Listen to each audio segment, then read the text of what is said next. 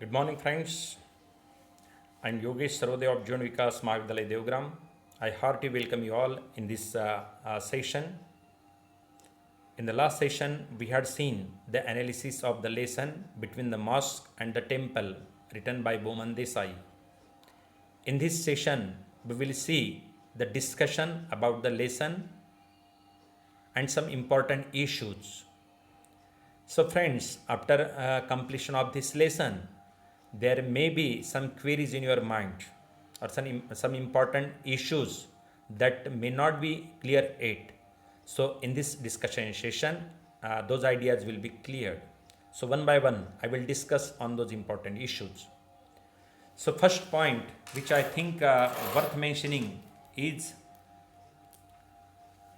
Banu's anxiety about the day's outcome, how she overcomes the anxiety.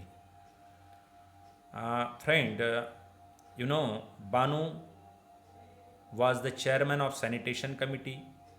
There was dispute between Hindu and Muslim faction about the placement of that bean. Hindu said that it was too close to their temple, and Muslims said that it was already close to their mosque. So both the groups wanted to move it away from their respective places of worship, because both places, mosque and temple, was worshipable, worship-like to their both communities. Collector had warned that if the matter is not resolved carefully, then there are chances of bloodshed between the communities. The situation was not safe for a man, let alone a woman like Banu. But Banu, as the chairman of sanitation committee, decided to settle the dispute, and for this she had to examine the site.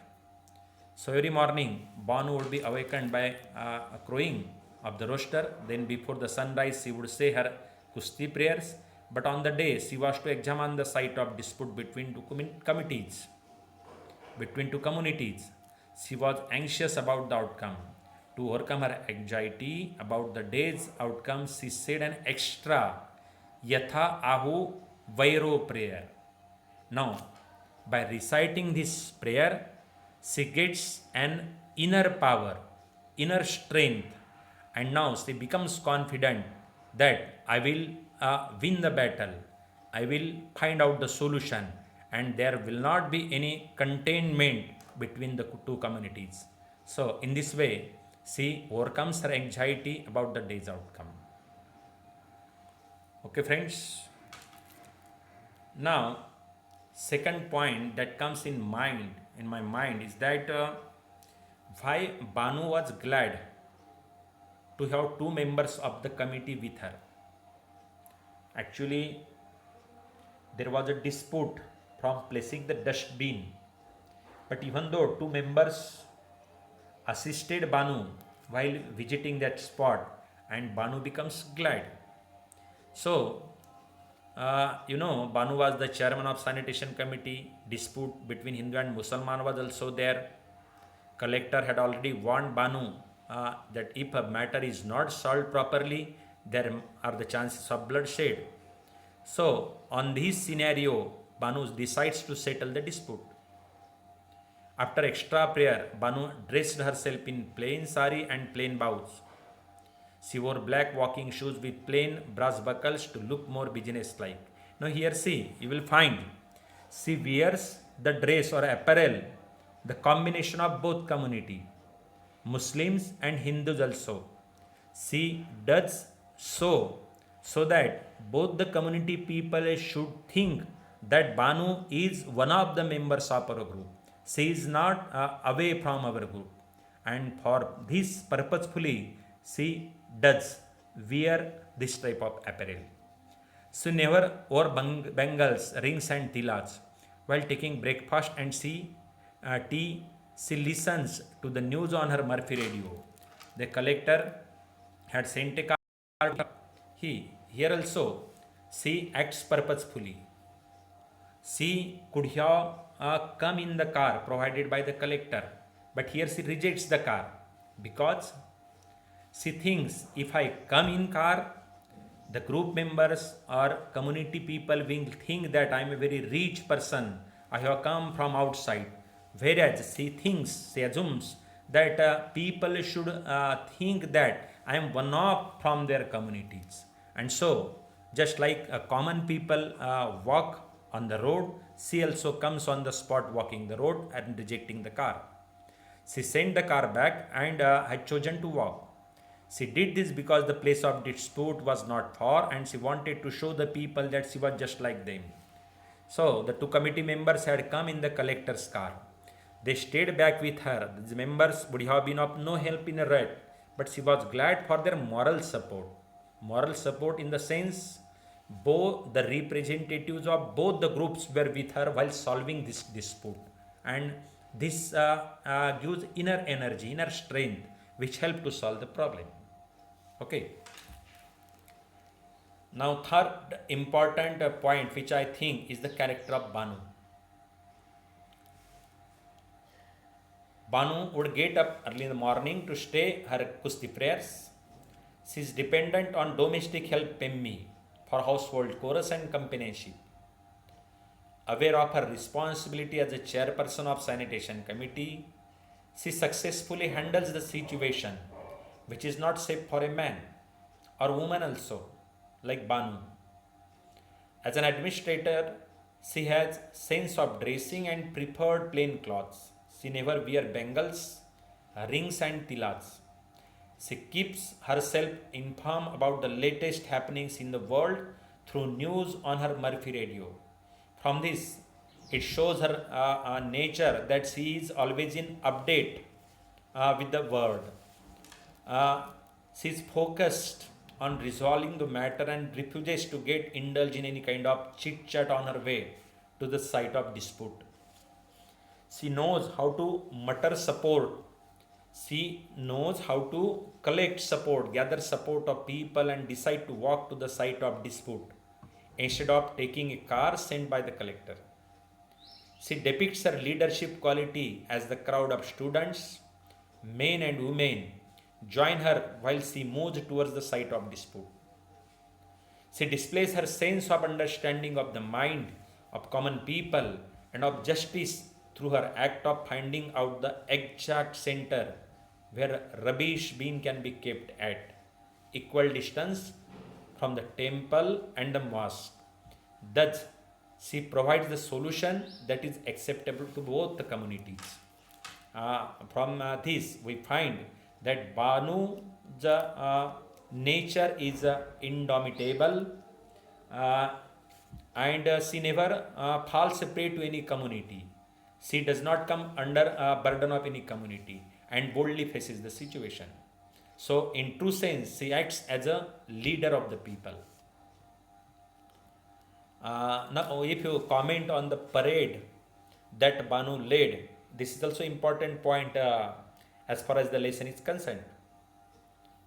Banu sends back the car sent by the collector and decides to walk to the site of the dispute. She uses her sari to shield her eyes from the hot sun because she is a lady. Accompanied by two committee members, she meets the group of students on the way who inquire her well-being and follows her. On the way, 6 women and vegetable basket, 2 men carrying crate of tiffin, chanawalas, hawkers, begging children, street animals, and an acrobat also join them. The collector too joins the parade. So, in this parade, you will find students of both communities, working women, vendors, then vegetable people, and chanawalas, hawkers, you can say, all including important personality collector. This is government servant. So, with Banu is also there, and 2 group leaders.